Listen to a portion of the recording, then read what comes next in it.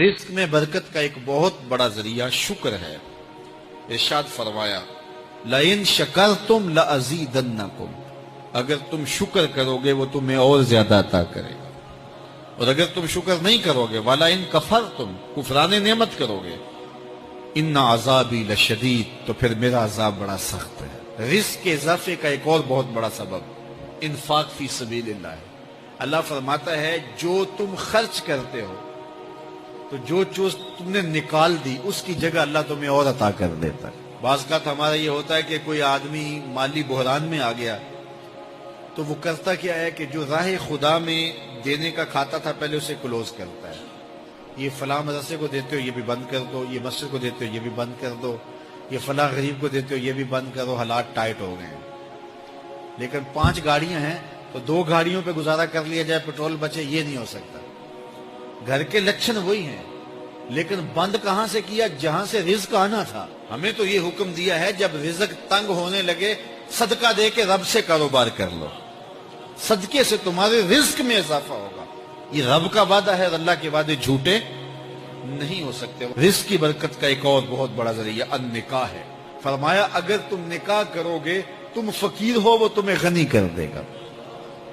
لوگ کہتے ہیں بچہ پیروں پہ کھڑا ہو لے تو پھر نکاح کریں گے، اللہ کہتا ہے تم نکاح کرو ہم پیروں پہ کھڑا کر دیں گے۔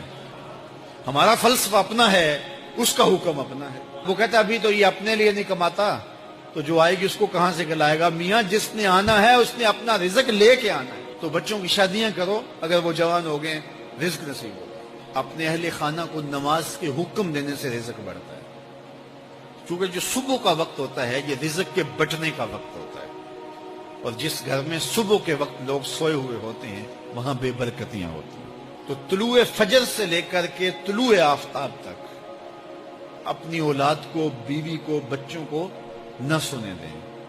اس وقت رزق بٹنے کے لمحے ہوتے ہیں۔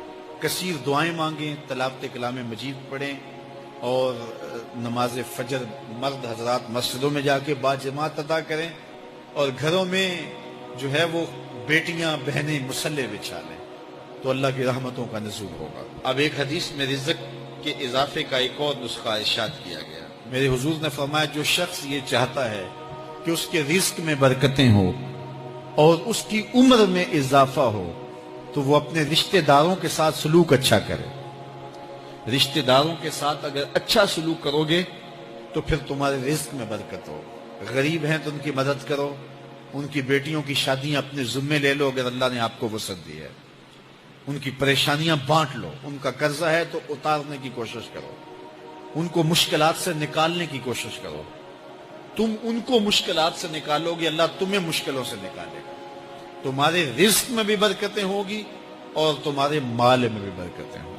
فرمایا بہتر صدقہ وہ ہے جو ناراض غریب رشتہ دار کو دیا جائے۔ اگر وہ پھنس گیا ہے، مجبور ہے، ناراض ہے، تو اس کو اگر دیں گے تمہارا نفس اس میں شامل نہیں ہوگا، تو یہ افضل صدقہ ہے جو ہر صورت میں قبول ہی قبول ہے۔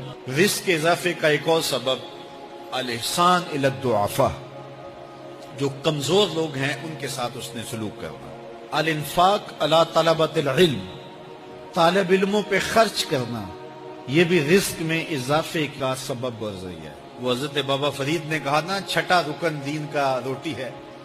گھر میں کچھ نہ ہو تو پھر نہ نماز اور نہ ہی دیگر امور کی لذت آتی ہے، تو یہ رزق فراواں اور وسیع اور مبارک نصیب کر دے اللہ۔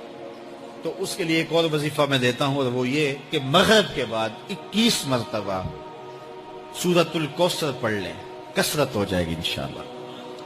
اول خدوشی پڑھ لیں، 5-7 منٹ لگتے ہوں گے، تو سورہ کوثر 21 مرتبہ روزانہ مغرب کی نماز کے بعد پڑھیں، اور اگر بہت زیادہ مسائل ہیں تو ہر نماز کے بعد پڑھ لیں، تو انشاءاللہ آپ دیکھیں گے کہ گھر میں برکتیں اترتی محسوس ہوں گی، انوار کا نزول ہوتے محسوس کریں گے۔ تو یہ وہ رزق کے اسباب ہیں، اگر ہم اختیار کر لیں تو ہم اللہ کی خاص رحمتوں کے حقدار ہوں گے۔ اللہ ہم سب کو رزق حلال، رزق وسیع، رزق سہل، رزق مبارک، رزق فراواں نصیب فرمائے۔